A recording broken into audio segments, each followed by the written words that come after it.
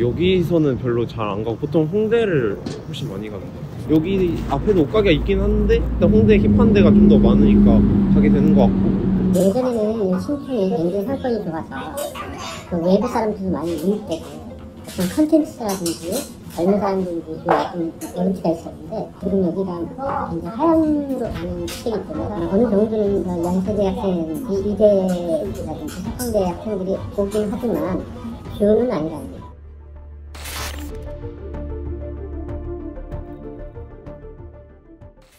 지하철 2호선 신촌역 2번 출구를 나와 연세대학교 굴다리까지 이어지는 연세로.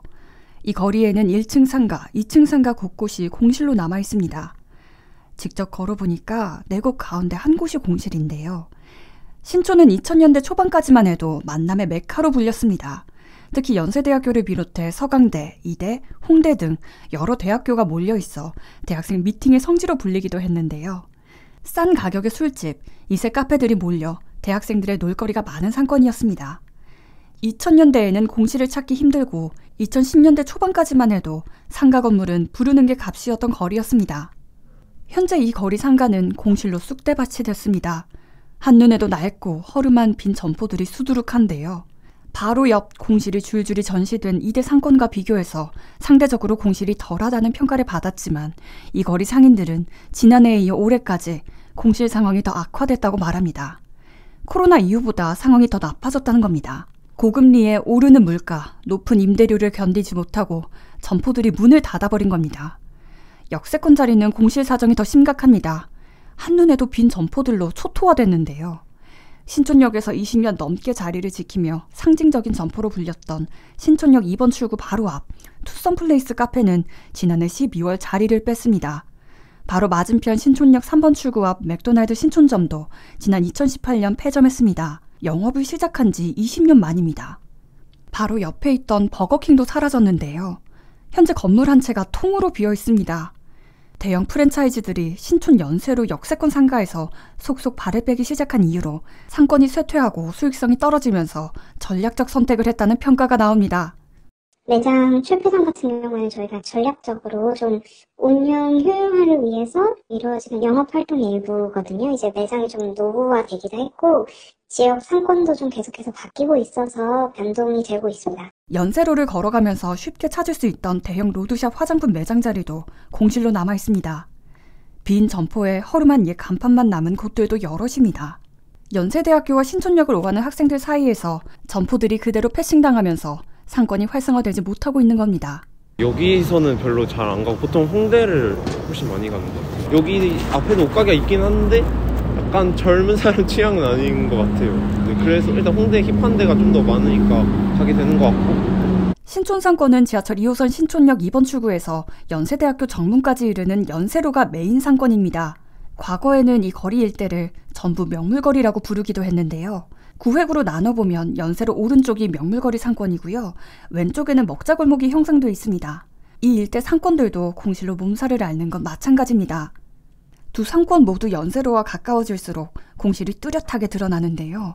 이 일대 상인들은 신촌 상권이 대학생 수요를 잃고 오히려 신촌 세브란스 병원에 방문하는 외지인의 수요로 장사를 이어가는 뜨내기 상권으로 전락했다고 전했습니다. 예전에는 신촌이 굉장히 상권이 좋아서 그 외부 사람들도 많이 유입되고 어떤 컨텐츠라든지 젊은 사람들이 좀 여론치가 있었는데, 지금 이제 다른 쪽으로 많이 이전했고 지금 여기가 굉장히 하향으로 가는 추세이기 때문에 어느 정도는 연세대 학생, 이대라든지 서강대 학생들이 오긴 하지만 주는 아니라는 거예요. 공부를 하는 학생이기 때문에 대단지라든지 뭐 그렇게 하는 걸로 오피스 상권이 아니다 보니까 그것도 부모님 일자는 전국에서 와서 한번 오면 언제 올지 모르는. 신촌 상권이 침체된 원인은 복합적입니다. 현재 공인중개사 사무소 관계자는 신촌 연세로의 공실 원인으로 코로나 이후 학생들의 소비 패턴이 배달 문화로 옮겨간 점과 함께 대로변 상가 임대료가 높은 점을 지목했습니다. 지금 남아있는 거는 임대료가 시장보다 비싼 것만 남아있는 거예요.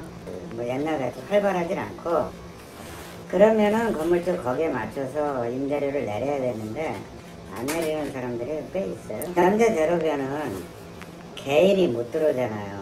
월세가 왜요? 감당이 안 되니까 회사가 법인이 들어와야 되고 한 달에 4천 5천을 내야 되니까 나가는 거고. 전문가들은 신촌 상권 역시 인근에 있는 2대 상권과 함께 대학생 수요를 잃은 이름뿐인 대학가 상권으로 남게 됐다고 말합니다. 인근에 있는 비교적 규모가 큰 홍대나 신생 상권인 연남동 등으로 주요 소비층인 대학생 수요가 분산됐기 때문입니다. 상권 회복을 위해 서울시와 서대문구는 일반 차량 통행이 제한된 신촌 연세로에 지난해 2월부터 9월 말까지 한시적으로 일반 차량 통행을 허용했습니다. 하지만 이 일대 상인들은 유동인구가 주차를 할 만한 공간이 제대로 마련돼 있지 않아 이마저도 상권 활성화를 위한 뚜렷한 대책이 아니었다고 지적합니다. 이 거리에 20대 초중반 젊은 연령층의 시선을 끌 수 있는 새로운 컨텐츠가 자리 잡거나 임대료를 확 낮추는 등 획기적 방안이 없다면 당분간 신촌 연세로 상권 공실은 해소되기 힘들 것으로 보입니다. 안녕하세요. 땅누나입니다. 오늘 보신 내용이 도움이 되셨다면 구독과 좋아요를 눌러주시면 감사하겠습니다. 여러분의 구독은 땅짚고 영상 제작에 큰 도움이 됩니다. 앞으로도 땅짚고는 더 좋은 부동산 정보를 전달하기 위해 노력하겠습니다.